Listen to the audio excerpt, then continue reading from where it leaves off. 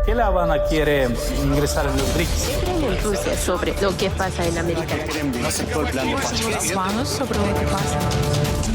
De Moscú a La Habana, tan parecidos como peculiares. Una coproducción de Cuba Debate y Sputnik que te acerca de primera mano la perspectiva cubana, rusa y multipolar sobre lo que pasa en el mundo. Bienvenidos nuevamente a nuestro podcast de Moscú a La Habana, una colaboración entre Cuba Debate y Sputnik para analizar los temas que están en agenda en los medios de prensa. Mi nombre es Claudia Fonseca, les saludo desde La Habana y desde Moscú nuevamente Oleg Leonov Armas. Un saludo, Oleg. Un saludo, Claudia, un saludo a todos nuestros espectadores y como siempre digo, estamos acá ahora nuevamente desde la capital rusa para analizar todos los temas de la agenda internacional que les sean de interés a nuestro público, pero desde una perspectiva de cómo se ven desde Moscú, de cómo lo ven Rusia y los rusos en general. Hoy estaremos conversando nuevamente sobre los debates que han tenido lugar en la Asamblea General de la ONU, el 80 periodo de sesiones de la Asamblea General en Nueva York, donde ya intervino el canciller ruso Sergei Lavrov y también el canciller cubano Bruno Rodríguez Parrilla. Entonces, hagamos una pausa y comenzamos.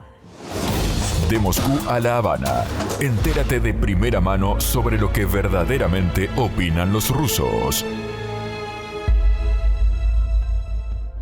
Uno de los temas sobre los que ambos cancilleres coincidieron en este debate en la Asamblea General, que era también uno de los temas fundamentales que se habían llevado al periodo, coincidiendo con el 80 aniversario del organismo, de la fundación de la ONU, es esa necesaria reforma a la ONU que se ha pedido en distintas ocasiones. Hablaron también sobre la necesidad de la multipolaridad frente a los problemas que a nivel global nos afectan hoy día. Yo quisiera comenzar hablando sobre lo que planteó el canciller Lavrov en este sentido, la visión de Rusia sobre estos temas tan importantes en el día de hoy. Bueno, me gustaría iniciar diciendo que muchos de los temas de los que tratamos en el podcast anterior ahora encontraron su comprobación, porque para cuando grabamos el podcast anterior todavía ni Lavrov ni Bruno Rodríguez habían intervenido, ¿no?, en la sesión de la ONU. Entonces un poco como que especulábamos y como que íbamos diciendo sobre qué podían decir, sobre qué podían tratar, y resulta que prácticamente el 90% de todo lo que tratamos se comprobó en sus discursos, prácticamente a veces palabra por palabra.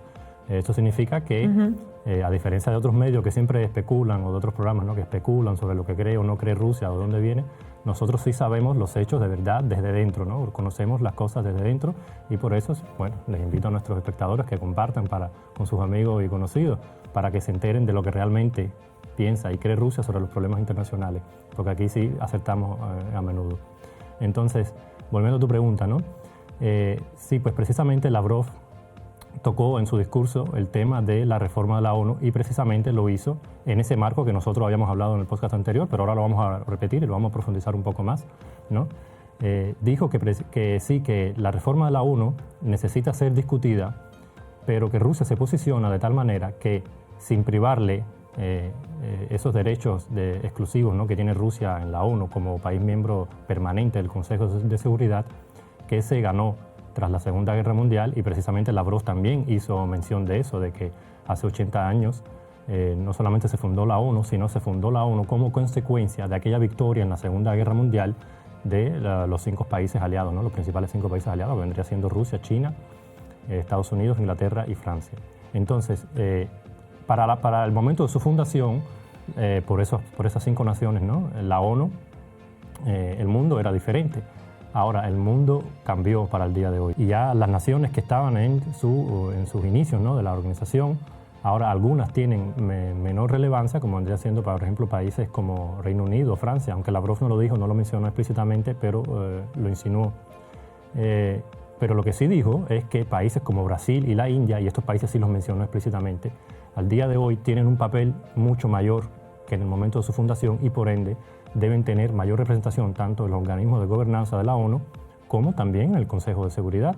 Lavrov explícitamente llamó en nombre de Rusia a incluir a Brasil y a la India en el Consejo de Seguridad como miembros permanentes. Pero además de eso, también dijo que en los institutos de gobernanza de la ONU deben tener mayor representación los países de la mayoría global, ¿no?, del llamado sur global o mayoría global como lo llamamos acá en Rusia, que vendría siendo Asia, África y América Latina también, lo mencionó explícitamente.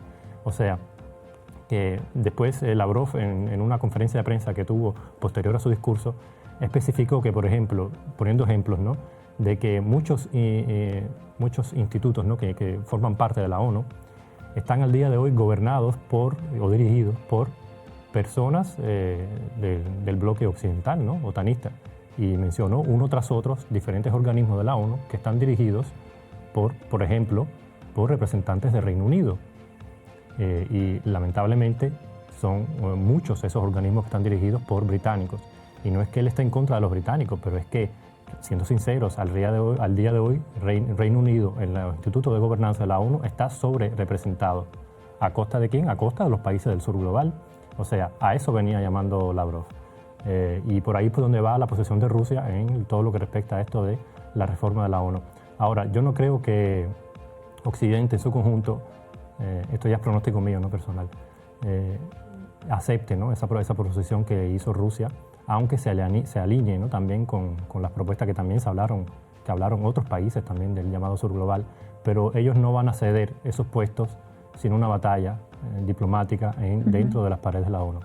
Y así que nos espera en la futura, yo diría yo, 5 o 10 años, así como lo vemos acá más o menos en Rusia, ¿no? Yo leyendo los analistas de la prensa de lo que se escribe acá en Rusia sobre eso, veremos en los próximos 5, 10, a lo mejor hasta 20 años, fuertes batallas diplomáticas del sur global contra el bloque aquel del Atlántico Norte, ¿no?, otanista, para tener una mayor representación en la ONU. Sí, es un tema también sobre el que estuvo hablando el canciller cubano, diciendo, ¿no?, que cuando nace la ONU, o sea, cuando surge la ONU, eran apenas una decena de países los miembros del organismo. Ahora estamos hablando de más de 143 países, por tanto, es necesaria una reforma en el sentido de otorgar más voz, más representatividad a cada uno de estas regiones, de estos países que hoy no se ven representadas en los mecanismos que están creados, porque son los mismos mecanismos que desde hace 8 décadas surgieron en otra realidad.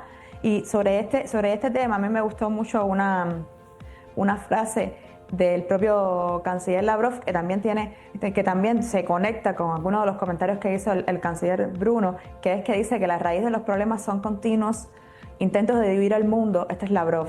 La raíz de los problemas son los continuos intentos de dividir el mundo entre los nuestros y los ajenos, entre democracia y autocracia, entre jardín floreciente y selva, entre los que están en la mesa y los que están en el menú, los elegidos, a quienes se les permite todo, y los demás, que por alguna razón están obligados a servir a los intereses de la millonaria élite. Esto lo dijo Lavrov y tiene que ver mucho con un planteamiento que hizo el canciller cubano, que habla de que no ha habido una respuesta global eficaz ante los desafíos actuales y cómo podría haberla, porque en el orden mundial vigente refleja una era pasada, cuando ya la mayoría de los países en desarrollo ni siquiera existían como estados independientes. Hace 80 años la ONU, que era lo que te venía comentando, se fundó con apenas 51 estados miembros y hoy somos 193.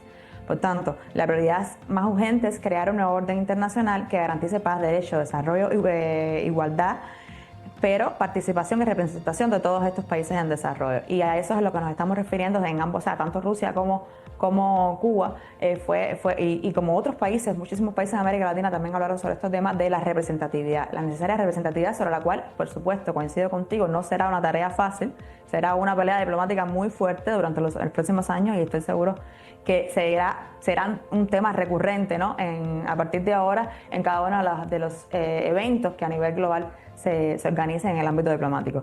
Justamente siguiendo la cita tuya, ¿no?, que tú le hiciste a Lavrov, me gustaría aquí también compartir con nuestros espectadores que yo, para esta presentación, para este podcast, me había copiado esa misma cita de Lavrov y quería discutirla contigo. Y bueno, te me adelantaste un poco con eso para que vean que siempre estamos conectados, ¿no?, con las realidades de que se viven en tierra y sabemos lo que los diferentes representantes de nuestros países hacen énfasis y nosotros también notamos eso bastante. Entonces, comentando eso, ¿no?, sobre lo que Lavrov decía de que la raíz de los problemas dentro de la ONU y en el sistema de gobernanza global radican en que Occidente y el mundo occidental, ¿no?, en general, el mundo así del Atlántico Norte, divide al resto del mundo entre los nuestros y el resto, ¿no? Y fue lo que él repitió en varios ejemplos. Me gustaría también aquí subrayar el ejemplo ese que él citó de Borrell, ¿no?, quien llamaba a Europa como un jardín floreciente y al resto del mundo como una selva salvaje.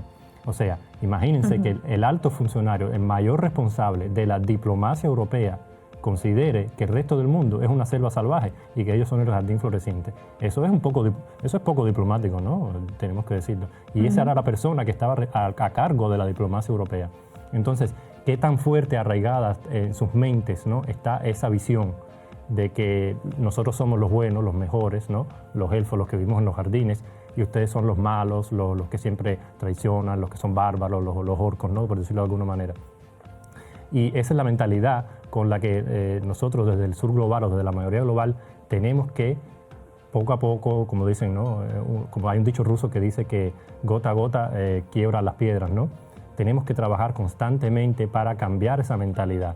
Por lo que habíamos hablado un poco antes, ¿no?, de que Occidente se va a aferrar al sistema de gobernanza actual porque tiene las mayores institutos de la ONU bajo su control, ¿no? Y entonces, para cambiarlo, lo que deberían hacer es cambiar su mentalidad, ver al resto del mundo como iguales y sentarse en la mesa de diálogo de tú a tú y tratar sobre los problemas internacionales en la mesa de diálogo para evitar los conflictos, porque es precisamente esa mentalidad es la raíz que está dando para que los conflictos bélicos tengan lugar en el mundo, porque es el conflicto, por ejemplo, entre Israel y Irán, ¿no? Es el conflicto en Ucrania también, porque Europa y Occidente en general, pero Europa en particular, se ha negado a sentarse en la mesa de negociaciones con Rusia porque en sus mentes no los ven como iguales, no ven a los rusos como iguales. Entonces es como un nazismo 3.0, ¿no?, un nazismo del siglo XXI. Nosotros somos los buenos, con ustedes no tenemos nada que hablar y si quieren resolver los problemas mediante la fuerza, pues vamos a resolverlos. Pero esa mentalidad hay que cambiarla. Así es. Por eso fue muy contundente también Lavrov cuando habló de, en cierta forma, dando una respuesta a esa pretensión de que Ucrania estaba en condiciones de volver a los territorios antes del conflicto. Y entonces Lavrov le dice, no, pensar en eso es como una necedad política, ¿no?, en la situación actual. Y habló también de su relación con respecto a los países de Europa y con la OTAN. O sea, sobre este tema en específico vamos a hacer un breve comentario sobre esto también. Bueno, referente a lo de Ucrania, realmente a mí me gustó la parte de Lavrov que decía, también que habló sobre el génesis de ese problema y especificó que bastante contundente, o sea, contra eso no se puede decir nada. Expuso delante de todo el mundo, ¿no?, en la Asamblea General de la ONU, que Ucrania es el único país del mundo que prohíbe un idioma hoy en día. Entonces, y también citó otros ejemplos, por ejemplo, en Israel no está prohibido el idioma persa, en Irán no está prohibido el hebreo, ningún país que lleve alguna guerra, algún conflicto contra otros países prohíbe su idioma. Eso es bastante nazi. Entonces, que el ministro de Exteriores ruso lo exponga así, tan claramente, delante de la ONU, porque al día de hoy en Ucrania el idioma ruso está prohibido.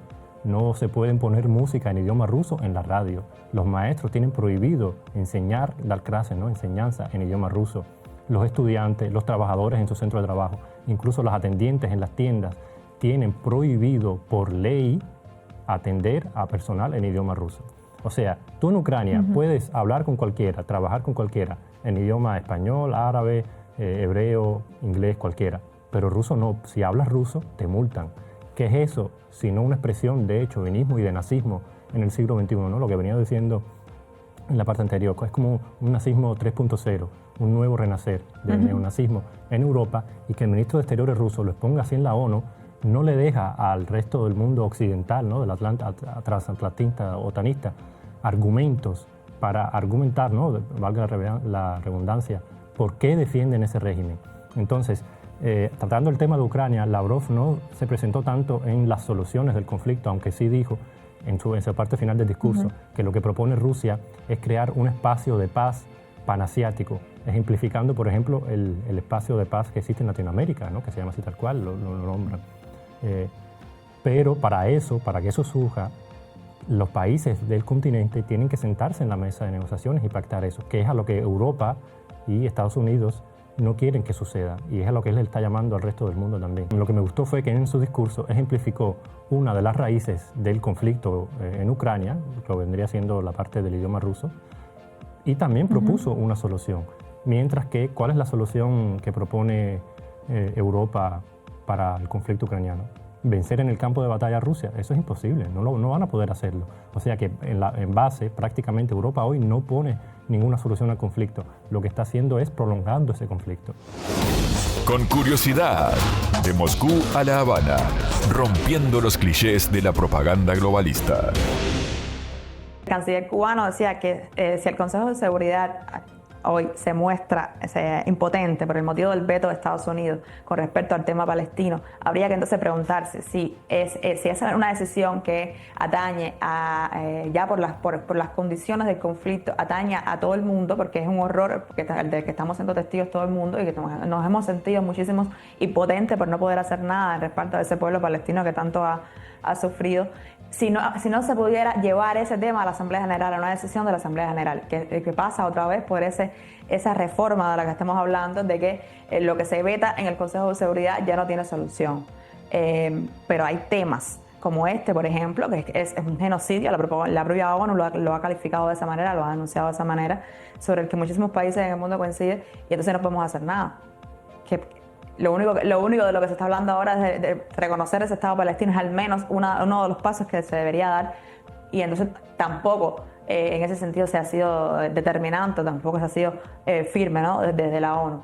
Y también en ese sentido se pronunció el canciller Lavrov. Pues sí, también como tú bien mencionaste, nosotros en el tema de Palestina y de analizar, ¿no?, por qué los países occidentales estaban reconociendo a Palestina, justamente ahora también nos adelantamos a nuestros propios cancilleres, ¿no?, prácticamente repitiendo palabra por palabra lo que ellos dijeron ante la ONU, que este reconocimiento masivo ahora de algunos países de Occidente, lo que revela, aunque bien se les aplaude, ¿no?, gracias a Dios que lo hicieron ahora y no esperaron otros 20 años, ¿no?, pero lo que revela realmente es el cinismo y el doble rasero que tiene Occidente respecto a este tema.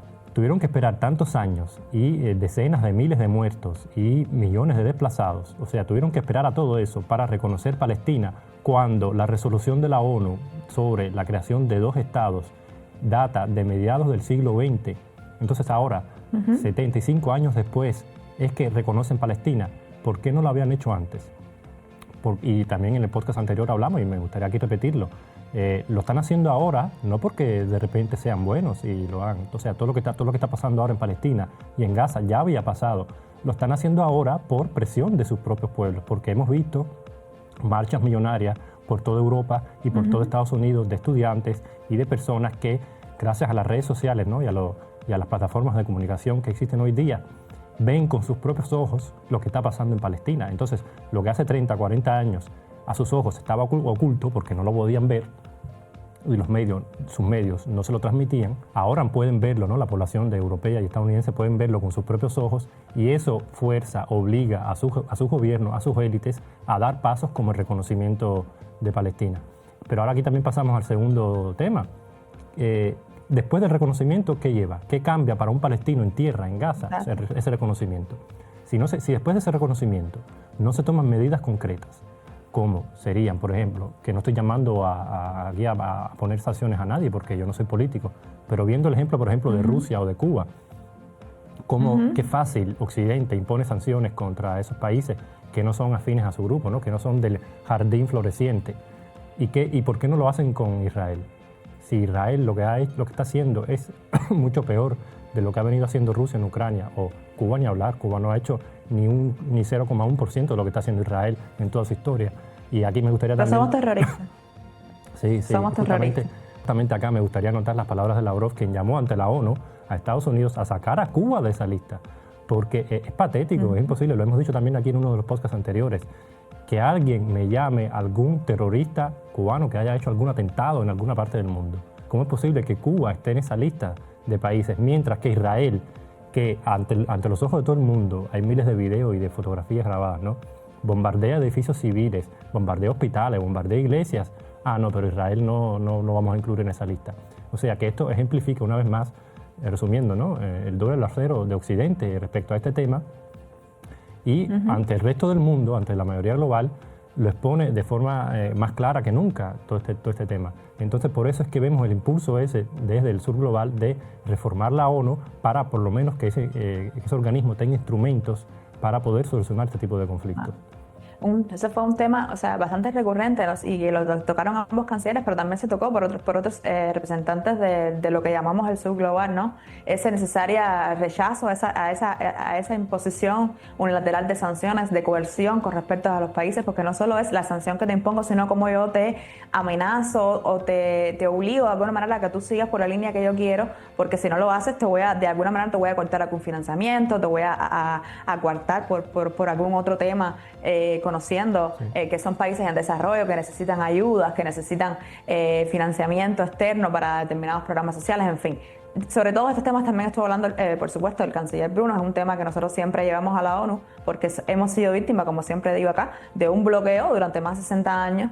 O sea, que yo creo que ha sido el país que más, estando tan cerca de Estados Unidos, al que más mal la ha pasado con respecto a eso de vivir una sanción que no es solo una sanción económica y que va a perjudicar la economía, no es verlo de esa manera tan sencilla. O sea, es una sanción que está diseñada de una manera tan, como dice nuestro canciller, de una manera tan quirúrgica que afecta a cada uno de los movimientos que hace Cuba, ¿no? Tanto en el plano financiero como en el orden de la economía macro, global, del relacionamiento de Cuba en el nivel en el comercio, como tal, con los países, y que te afecta ya desde el punto de vista humano, porque yo te prohíbo que un determinado producto que tenga un 10% de componente norteamericano tú no lo puedas usar. Eso, imagínense que un medicamento, un objeto para una operación, en fin, es tan quirúrgico ese bloqueo que está diseñado contra Cuba, que siempre es un tema que nosotros llevamos a la Asamblea General. Lo llevamos en los debates generales y lo llevamos también cuando el momento de debate con respecto a la resolución que cada año Cuba presenta sobre esta política. Y sobre este tema habló, por supuesto, Bruno, nuestro canciller Bruno, habló Lavrov, hablaron los muchísimos representantes tanto de América Latina como de Asia como de África, insistiendo en ese necesario retorno a ese momento de negociaciones en que hubo cuando la administración Obama entre Cuba y Estados Unidos para un avance, ¿no?, hacia la normalización de las relaciones. Cosa que en un contexto como este yo lo veo un poquito más difícil, ¿no?, avanzar en ese sentido, porque el gobierno actual se ha pronunciado claramente que no somos de su agrado, por tanto no vemos un acercamiento cercano, ¿no?, con respecto a Estados Unidos. Una de las frases que utilizó nuestro canciller fue, hizo referencia a este memorándum de Lester Mallory, que ha sido la guía, ¿no?, de la política de Estados Unidos de bloqueo contra Cuba, y dijo que el actual secretario de Estado era como una reencarnación de este Mallory, ¿no?, con respecto a Cuba. Les recuerdo a nuestros seguidores que ese memorando dice que vamos a someter al pueblo cubano a hambre, necesidad y desesperación para que no se vea en otras circunstancias que abandonar al gobierno y que nosotros entonces podernos imponer nuevamente sobre la isla, que ha sido una aspiración histórica de Estados Unidos contra Cuba. No sé si quisieras apuntar algún otro elemento sobre este tema o vamos a empezar entonces a hablar de América Latina como tal, en general, lo del sur del Caribe.